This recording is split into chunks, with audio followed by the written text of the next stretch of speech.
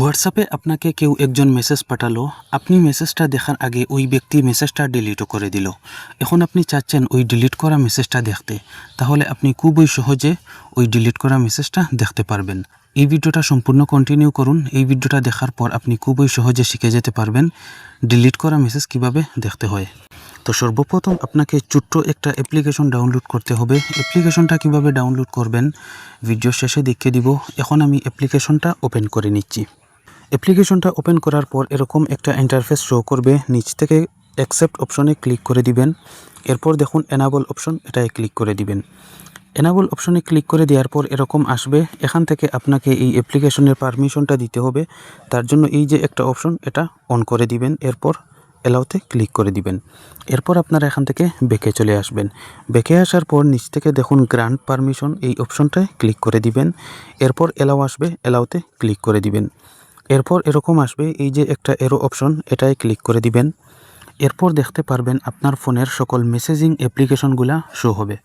অর্থাৎ যেই অ্যাপ্লিকেশনের ডিলিট মেসেজ আপনি দেখতে চাচ্ছেন সেই অ্যাপ্লিকেশনের উপর এভাবে টিকমার্ক দিয়ে দিবেন। দিয়ে দেওয়ার পর নিচ থেকে এলাও করে দিবেন। এলাও করে দেওয়ার পর এরকম আসবে ইউজ দিস ফোল্ডার, এই অপশনটায় ক্লিক করে এটাকে এলাও করে দিবেন।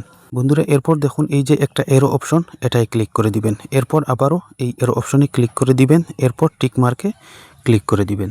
তো বন্ধুরা এখন কিন্তু কাজ শেষ। এখন আমি অন্য একটা মোবাইল থেকে আমার এই ফোনে একটা মেসেজ পাঠিয়ে দিচ্ছি, যাতে আপনারা খুবই সহজে এটা বুঝতে পারেন। তো বন্ধুরা দেখুন আমার হোয়াটসঅ্যাপে কিন্তু মেসেজটা চলে এসেছে। এখন আমি অন্য ফোন থেকে এই মেসেজটা ডিলিট করে দিচ্ছি। তো বন্ধুরা দেখুন মেসেজটা আমি ডিলিট করে দিয়েছি। এখন আমি এই মেসেজটা কিভাবে দেখব, তার জন্য এখান থেকে বেরিয়ে চলে আসব। বেরিয়ে আসার পর আমি ওই অ্যাপ্লিকেশনে চলে যাব। অ্যাপ্লিকেশনে আসার পর এই যে দেখুন ফাদার রয়েছে, যে মেসেজটা এসেছিল এই যে দেখতে পারতেছেন, খুবই সহজে মেসেজটা কিন্তু দেখা যাচ্ছে। তো বন্ধুরা এইভাবেই কিন্তু আপনি ডিলিট করা মেসেজগুলা দেখে নিতে পারেন। তো অ্যাপ্লিকেশনটা ডাউনলোড করার জন্য আপনাকে চলে যেতে হবে আপনার ফোনে থাকা প্লে স্টোরে।